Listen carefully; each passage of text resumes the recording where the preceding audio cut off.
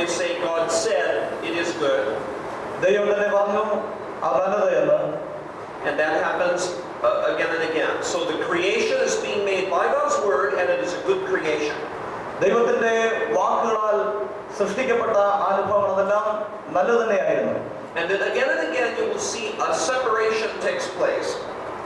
അതിനുശേഷം ആവർത്തിച്ച് വേർപെടുത്തൽ നടന്നതിനെ കുറിച്ച് നാം കാണുന്നു. Here God separated light from darkness. ഇവിടെ ദൈവം ഇരുട്ടിൽ നിന്നും വെളിച്ചത്തെ വേർതിരിക്കുന്നു. Later God used the sky to separate waters above from waters below. ആകാശത്തെ വിധാനത്തെ മുകളിലേക്കും വെള്ളത്തെ മുകളിലേക്കും ആകാശത്തിന് മുകളിലേക്കും താഴേക്കുമെന്ന് വേർതിരിച്ചു. Later he used the land to separate the water below into seas. അതിനുശേഷമായിട്ട് കരയെയും കടലിനെയും തമ്മിൽ വേർതിരിക്കുന്നു. And then he created plants and then animals by their separate kinds. അതിനുശേഷം വിവിധ തരത്തിലുള്ളതായ ജീവികളെ സസ്യങ്ങളെ സൃഷ്ടിച്ചു. He did not simply throw everything together in one big jumble. ഒരു വലിയ കൂട്ടമായിട്ടെല്ലാം കൂടെ ആയിരിക്കുന്നതിന് ദൈവം ആഗ്രഹിച്ചില്ല.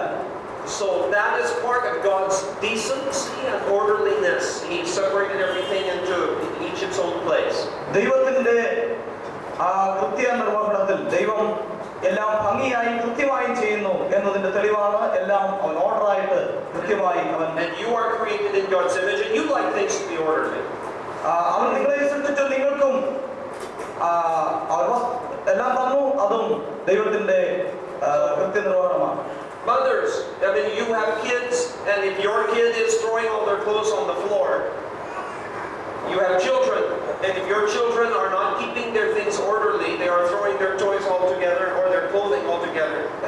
നിങ്ങൾ മാതാക്കളെ നിങ്ങൾ ഓർത്ത് നോക്കുക, നിങ്ങളുടെ കുഞ്ഞുങ്ങൾ നിങ്ങൾ അവരുടെ കൈ കിട്ടുന്ന കളിപ്പാട്ടങ്ങളും മറ്റു സാധനങ്ങളും എല്ലാം നിലത്ത് എഴുതി കളയാതിരിക്കട്ടെ.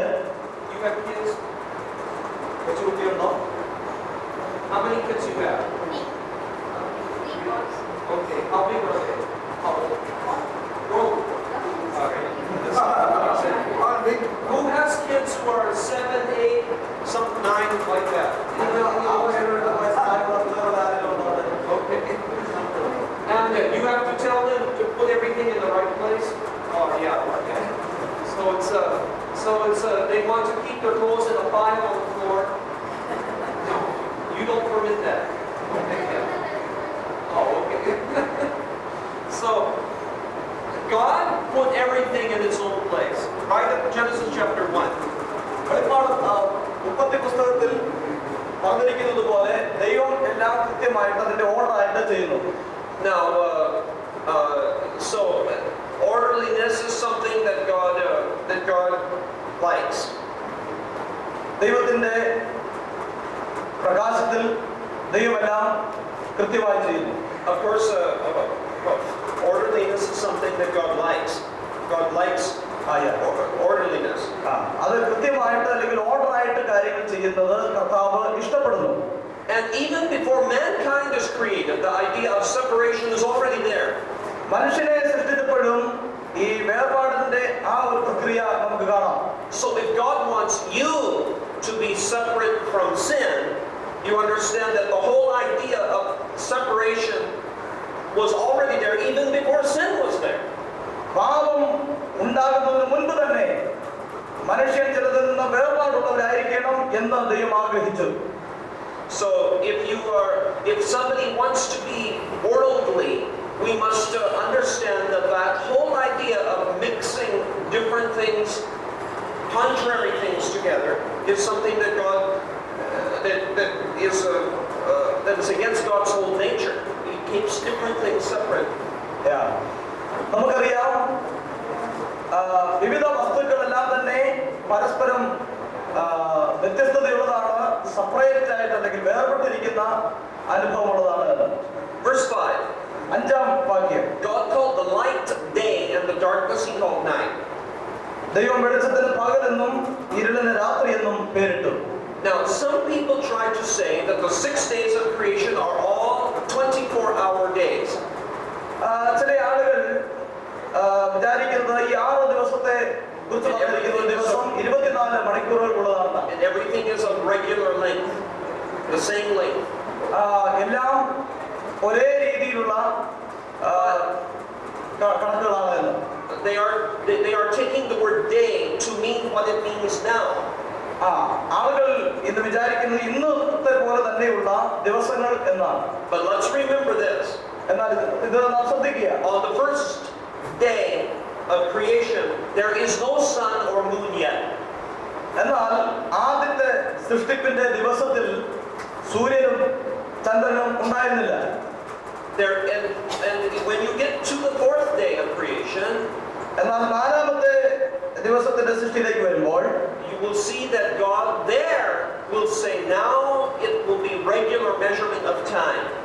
അപ്പോഴാണ് സമയത്തെ അളക്കുന്നതിനുള്ളതായ ഒരു കൃത്യമായ അളവ് ദൈവം. That is the fourth day. That's not yet. അത് നൽകിയത് നാലാമത്തെ ദിവസമാണ്. At this point, day only means light. അതിന്റെ അർത്ഥം ദിവസം ഉണ്ടാകുന്നത് പ്രകാശ അനന്തരമാണ്. God called the light day and the darkness he called night. ദൈവം വെളിച്ചത്തിന് പകൽ എന്ന് പേരിട്ടു, ഇരുട്ടിന് രാത്രി എന്നും. And regular units of time marching along, that does not start until the fourth day. നാലാമത്തെ ദിവസം വരെ രാത്രിയും പകലും ഇങ്ങനെ കൃത്യമായ സമയം നാലാമത്തെ ദിവസം വരെ ഉണ്ടായിരുന്നില്ല. So the first 3 days we have no idea how long they are. അതുകൊണ്ട് ആദ്യത്തെ 3 ദിവസങ്ങളെ സംബന്ധിച്ച് പഠിക്കുമ്പോൾ അത് എത്രമാത്രം സമയം ഉണ്ടായിരുന്നതിന്റെ സമയപരിധി നമുക്കറിയാൻ കഴിയുന്നില്ല. We just know that light day means light and not darkness means night. That's all. നമ്മൾ മനസ്സിലാക്കുന്നത് പകല് എന്ന് പറഞ്ഞ വെളിച്ചം പകലാണ്, അതുപോലെ തന്നെ രാത്രി ഇരുട്ട് ആ കാലം. Then it says there was evening, there was morning, the first day. അങ്ങനെ വെളിച്ചവും രാവിലെയും വൈകുന്നേരവും എന്നുള്ള സമയം. Nowadays we say morning and evening.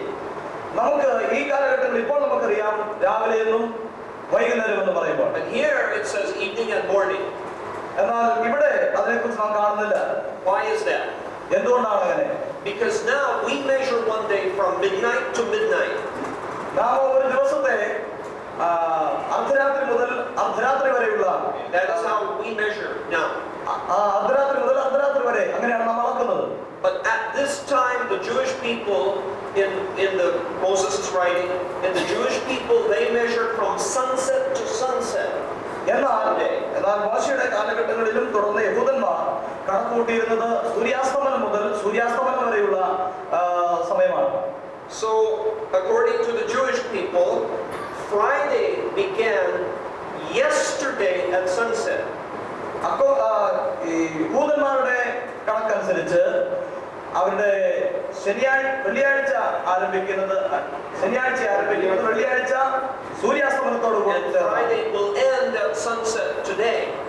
എന്നാൽ വെള്ളിയാഴ്ച അവസാനിക്കുന്നത് ഇന്ന് സൂര്യൻ അസ്തമിക്കുന്ന ദിവസമാണ്. And Saturday begins at sunset today. അങ്ങനെ ശനിയാഴ്ച ആരംഭിക്കുന്നത് ഇന്ന് സൂര്യൻ അസ്തമിക്കുന്നതോടുകൂടെയാണ്. And they will begin their Sabbath celebration this evening. അങ്ങനെ അവരുടെ ശബത്ത് ആഘോഷം ആരംഭിക്കുന്നത് ഇന്ന് സൂര്യാസ്തമനത്തിന് ശേഷമാണ്.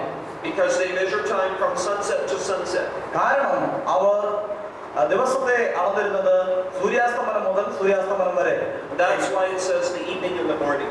അങ്ങനെയാണ്, അതുകൊണ്ടാണ് രാവിലെ എന്നും പ്രഭാതമെന്നും പറയുന്നത്. Okay, verse 6. 6ാം വാക്യം. God said, let there be an expanse between the waters to separate water from water, and he made this and he called it sky. ദൈവം വെള്ളങ്ങളുടെ മധ്യേ ഒരു വിധാനം ഉണ്ടാകട്ടെ, അത് വെള്ളത്തിനും തമ്മിൽ വേർപിരിവായിരിക്കട്ടെ എന്ന് കൽപ്പിച്ചു. Again, God's word. വീണ്ടും ദൈവത്തിന്റെ വചനം. And God spoke and it came to be. ദൈവം പറഞ്ഞു, അതങ്ങനെ സംഭവിച്ചു. And then God gave it a name. എന്നിട്ട് ദൈവം അവയ്ക്ക് പേരിടുന്നു. As he had given names to light and darkness. അവൻ വെളിച്ചത്തിനും ഇരുളിനും എല്ലാം പേരിട്ടു. And this business of giving names, when God told Adam, you give names to everything, God was exercising some of his own dominion and giving അവനോട് പറഞ്ഞത് നീ ഇവയ്ക്കൊക്കെയും പേരിടണം എന്നായിരുന്നു. ദൈവത്തിന്റെ അധികാരം അവൻ മനുഷ്യനിലേക്ക് കൈമാറുന്നതായി നാം കാണുന്നു. He has created man in his image. ദൈവം അവന്റെ സാദൃശ്യത്തിൽ മനുഷ്യനെ സൃഷ്ടിച്ചു. And God is creative. He makes things. അവൻ സൃഷ്ടിപ്പിൽ അവൻ തന്റെ സൃഷ്ടിയുടെ ബന്ധത്തിൽ അവൻ കാര്യങ്ങളെ സൃഷ്ടിച്ചു. He names things. അവൻ പേരിട്ടു. He takes care of things. അതിനെ അവൻ സംരക്ഷിച്ചു. And now he says to Adam, അതിനുശേഷം ഇപ്പോൾ ആദാമിനോട് പറയുന്നു, now I made you. ഞാൻ നിന്നെ ഉണ്ടാക്കി. Now you take care of this garden. നീ ഈ തോട്ടത്തെ സംരക്ഷിക്കണം. And you name the creatures. ഈ ജീവികൾക്കൊക്കെയും നീ പേരിടണം. So, when you delegate to your church people to do this and that, and you give them part of your own authority, that's following God's example. അതുകൊണ്ട് പാസ്റ്റർമാരായിരിക്കും നിങ്ങളും ചെയ്യേണ്ടത്, നിങ്ങൾക്ക് അധികാരമുണ്ട്, കർത്താവ് കാണിച്ച ഇതേ മാതൃക തന്നെ നിങ്ങളുടെ സഭയിലും അനുവർത്തിക്കുവാനായി സാധിക്കും. Okay. Now, then God said, let the water under the sky be gathered into one place and dry land appear. അതിനുശേഷം ദൈവം പറഞ്ഞ വിധാനം ഉണ്ടാക്കിയിട്ട് ദൈവം വിധാനത്തിന് കീഴിലുള്ള വെള്ളവും വിധാനത്തിന് മീതുള്ള വെള്ളവും തമ്മിൽ വേർതിരിച്ചു. ദൈവം ആകാശം എന്ന് പേരിട്ടു. And some people feel that a lot of volcanic activity went on here for volcanoes to come up and the dry land to appear above the surface of the water. ഈ അതായത് അഗ്നിപർവ്വതങ്ങൾ ഉണ്ടാകുന്നതിനെ കുറിച്ച് ആ പ്രതിഭാസത്തെ കുറിച്ച് നമുക്ക് ചിന്താർഹമായൊരു സംഗതി നൽകുന്നു ഇവിടെ. Okay. Now, verse 11. 11ാം വാക്യം. The plants are in three kinds here. 3 തരത്തിലുള്ളതായ സസ്യജാലങ്ങളെ കാണുന്നു. Seed-bearing plants and vegetation, the plants bearing seed according to the kinds, and I'm sorry, 2 kinds of plants. My mistake. 2 kinds. 2 തരത്തിലുള്ളതായ സസ്യങ്ങൾ. Okay, and it is very simple how they are classified. അത് എങ്ങനെയാണെന്ന് തരംതിരിക്കുന്നതിന് വളരെ ലളിതമാണ്. One is with seeds internal and the other is with seeds external.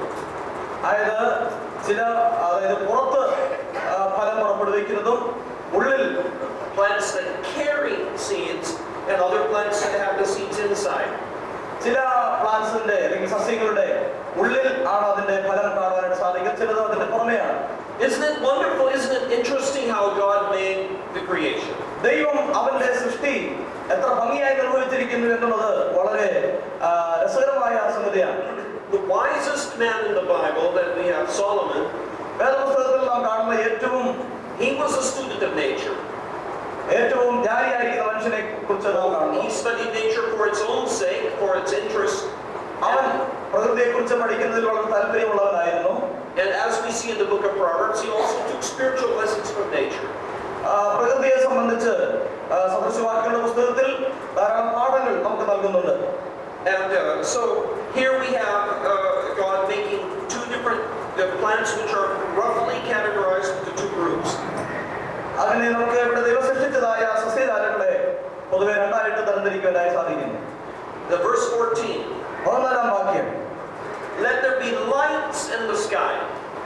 പകലും തമ്മിൽ വേർതിരിക്കുവാൻ ആകാശത്തിൽ വെളിച്ചങ്ങൾ ഉണ്ടാകട്ടെ. And notice it says in verse 16, God made 2 great lights, the lesser light to govern the day, the greater light to govern the day, the lesser light to govern the night. 16ാം വാക്യത്തിലേക്ക് വരുമ്പോൾ പകൽ വാഴേണ്ടതിന് വലിപ്പമേറിയ വെളിച്ചവും രാത്രി വാഴേണ്ടതിന് വലിപ്പം കുറഞ്ഞ വെളിച്ചവും, ഇങ്ങനെ 2 വലിയ വെളിച്ചങ്ങളെ ദൈവം ഉണ്ടാക്കി. Notice he does not even name them sun and moon. എന്നാൽ ഇവിടെ ഒരു കാര്യം നമ്മൾ ശ്രദ്ധിക്കുക, സൂര്യൻ ചന്ദ്രൻ എന്നിങ്ങനെ പേര് നൽകിയിട്ടില്ല. Now why is that? എന്തുകൊണ്ടാണത്? Remember, Moses is bringing the children of Israel out of Egypt, and he's writing this. മോശ ഇസ്രായേലിൽ നിന്ന് തന്റെ ജനത്തെ പുറപ്പെടുവിച്ചു കൊണ്ടുവരുന്ന അവസരത്തിൽ അതിനെക്കുറിച്ച് പ്രതിപാദിച്ചിരിക്കുന്നു. The Egyptians worshipped the sun and moon. കാരണം ഇസ്രായേലിലുള്ളവർ ഈജിപ്തുകാര് സൂര്യനെയും ചന്ദ്രനെയും ആരാധിക്കുന്നവരായിരുന്നു. And Moses is trying to get them out of worshiping these idols and worshiping these other things. മോശയാകട്ടെ ഈ ജനത്തെ ഇങ്ങനെ വിഗ്രഹങ്ങളെ ആരാധിക്കുന്നതായ അവിടെ നിന്ന് തന്റെ ജനത്തെ പുറപ്പെടുവിക്കുവാനായി വരുന്നു. And he will give no dignity, no personality to the sun and moon. താനാകട്ടെ ഈ സൂര്യചന്ദ്രന്മാർക്ക് നൽകുന്നില്ല. And Moses simply says, these are not special in themselves, they are simply lights created by God.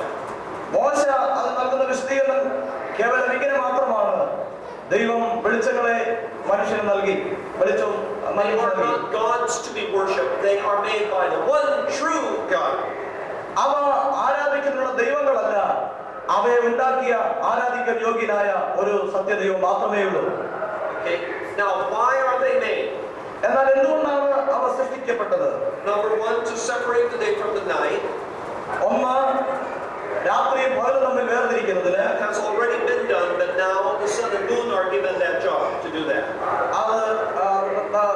ഇപ്പോഴും അങ്ങനെ തന്നെ അതിന്റെ ജോലി കൃത്യമായി നിർവഹിച്ചുകൊണ്ടിരിക്കുന്നു. And secondly, രണ്ടാമത്, to serve as signs to mark seasons and days and years.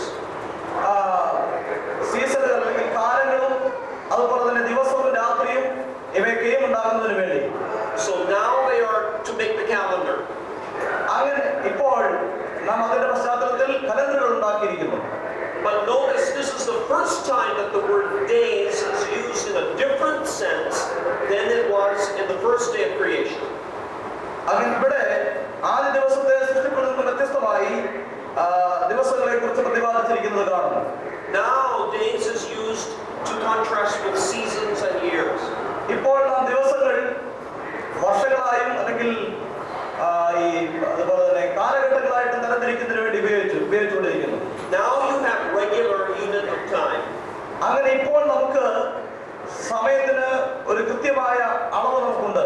Now you have regular seasons, days, years. Time is marching on in an ordinary, repeatable way. ഇപ്പോൾ ദിവസങ്ങളും മാസങ്ങളും ഇങ്ങനെ അത് കൃത്യമായിട്ട് നിർവഹിക്കപ്പെട്ടുകൊണ്ടേയിരിക്കുന്നു. And then finally, the third purpose is simply to give light so we can see. എന്നാൽ പ്രഥമമായിട്ട് നമുക്ക് കാണുന്നതിന് സഹായമായ വിധത്തിൽ വെളിച്ചം അനിവാര്യമായിരുന്നു. So these are the three purposes that these are two lights were created. അങ്ങനെ ഇതാണ് പ്രധാനമായ മൂന്ന് ഉദ്ദേശങ്ങൾ പ്രകാശമുണ്ടായതിന്റെ. And God saw that this was good. അങ്ങനെ ദൈവം അത് നല്ലതെന്ന് കണ്ടു. And then that's the fourth day. അത് നാലാമത്തെ ദിവസം. Notice that just like the plants were created by their kinds, in the same way the birds and animals are created by their kinds. അങ്ങനെ ഈ സൃഷ്ടിക്കപ്പെട്ടതായിരിക്കുന്ന സസ്യങ്ങളിൽ നിന്നും ജീവജാലങ്ങളിൽ നിന്നും അതാതിന്റെ പരമ്പരകൾ പിന്നീട് ഉണ്ടാകാനിടയായി. And it says this again and again, by their kinds, according to their kinds. അത് അതാതിന്റെ സ്വഭാവ ഗുണത്തിൽ തന്നെ പിന്നീട് ജനിക്കപ്പെടുവാനുണ്ട് ഇടയായി. Now this is very important when you are talking with your college students about evolution. എന്നാൽ നിങ്ങൾ പരിണാമ സിദ്ധാന്തത്തിനെതിരായി നിങ്ങളുടെ കോളേജ് വിദ്യാർത്ഥികളോടും മറ്റുള്ളവരോടും നിങ്ങൾ പറയേണ്ടത്, things do not reproduce another kind, they only reproduce their own kind. Praise the Lord. ഒരിക്കലും വസ്തുക്കൾ അതിന്റെ വീണ്ടും ജന്മം നൽകുന്നത് ഒരിക്കലും വ്യത്യസ്തമായ ഒരു രീതിയിലല്ല, അതാത് തരത്തിൽ അതാതിന്റെ തന്നെ സ്വഭാവങ്ങളോട് കൂടിയാണ്. When I was in high school in a junior high school in Missouri, ഞാൻ മിസൂറിയില് ജൂനിയർ ഹൈസ്കൂളിൽ പഠിക്കുന്ന അവസരത്തിൽ in the science classroom they had a skeleton hanging there. ഞങ്ങളുടെ സയൻസിന്റെ ക്ലാസ് റൂമില് ഒരു അസ്ഥികൂടം തൂക്കിയിട്ടിരുന്നു. So I said, what kind is this, male or female? ഞാൻ സംശയം ചോദിച്ചത് പുരുഷന്റെയാണോ സ്ത്രീയുടേതാണോ. So I was going to count the ribs. ഞാൻ അതിന്റെ അസ്ഥികൾ എണ്ണുവാനായിട്ട് തുടങ്ങി. And the teacher said, you cannot tell that way whether it is male or female. അത് ടീച്ചറിനോട് പറഞ്ഞു, അധ്യാപികരോട് പറഞ്ഞു, ആ വിധത്തിൽ ഇത് സ്ത്രീയുടേതാണോ പുരുഷന്റേതാണോ എന്ന് കണ്ടെത്തുവാൻ അസാധ്യമാണ്. He said because men and women have the same number of ribs. കാരണം അവര് പറഞ്ഞു പുരുഷനും സ്ത്രീക്കും അസ്ഥികൾ ഉള്ളത് ഒരേ വാരിയലുകൾ ഉള്ളത് ഒരേ രീതിയിൽ തന്നെയാണ്. He said just because God took a rib from Adam, that does not mean that all men from that time on have one less rib. കാരണം ആദാം ഒരു വാരിയല് എടുത്തതിന് ശേഷം പിന്നീട് ആളുകൾക്കെല്ലാം അതുപോലെ ആയിരിക്കുന്ന താൻ ബാധിച്ചപ്പോൾ അങ്ങനെയല്ല എന്നാണ് അവർ പറഞ്ഞത്. He said, now try to get this, acquired characteristics, characteristics which you acquire during your life, are not passed on to your children. പറഞ്ഞാൽ നമ്മൾ പ്രാപിച്ചെടുക്കുന്നതായ ഈ യോഗ്യതകൾ അത് പിന്നീട് തലമുറകളിലേക്ക് കൈമാറുന്നില്ല എന്നതിനെ കുറിച്ച്. That's very important to remember. എന്നാൽ നമ്മൾ ഓർത്തിരിക്കേണ്ട പ്രധാനപ്പെട്ട ഒരു വസ്തുതയാണ്. If you cut off your hand, your children will not be born without a hand. If you cut your hand off in an industrial accident, your hand is cut off by a machine, your children will not be born with -1 hand. ഉദാഹരണത്തിനായിട്ട് അദ്ദേഹം പറഞ്ഞത്, ഇപ്പോൾ നിങ്ങളുടെ കൈ മുറിച്ചു കളഞ്ഞാൽ പിന്നീട് നിങ്ങൾക്കുണ്ടാകുന്ന കുഞ്ഞ് അതുപോലെ മുറിക്കപ്പെട്ട ഒരു കൈയോട് കൂടി അല്ല ജനിക്കപ്പെടുന്നത് എന്നാണ്. Also the positive characteristics, if you get a PhD, your children will not be born with a PhD. പക്ഷേ നിങ്ങൾ പഠിച്ച് PhD ഡോക്ടറേറ്റ് യോഗ്യത എടുത്തു വരാം, എന്നാൽ നിങ്ങളുടെ മക്കൾക്ക് അതുണ്ടായിരിക്കണമെന്നില്ല. Okay, that means that creatures, when they have children, their children are the same kind as the original creature, not something else. അതുകൊണ്ട് നാം മനസ്സിലാക്കേണ്ടത്, സൃഷ്ടിക്കപ്പെട്ടതായ ആ സൃഷ്ടിജാലങ്ങൾ അതാതിന്റെ സ്വഭാവ ഗുണങ്ങളോട് കൂടിയ ആ സന്തതികളെയാണ് പിന്നീട് ജനിപ്പിക്കുന്നത്. ഒരിക്കലും വ്യത്യസ്തമായ മറ്റൊന്ന് ആയിരിക്കുകയില്ല. So if you have some horses that are competing with each other to get the best mate, okay, or two animals, two males which are fighting each other to get a particular mate female.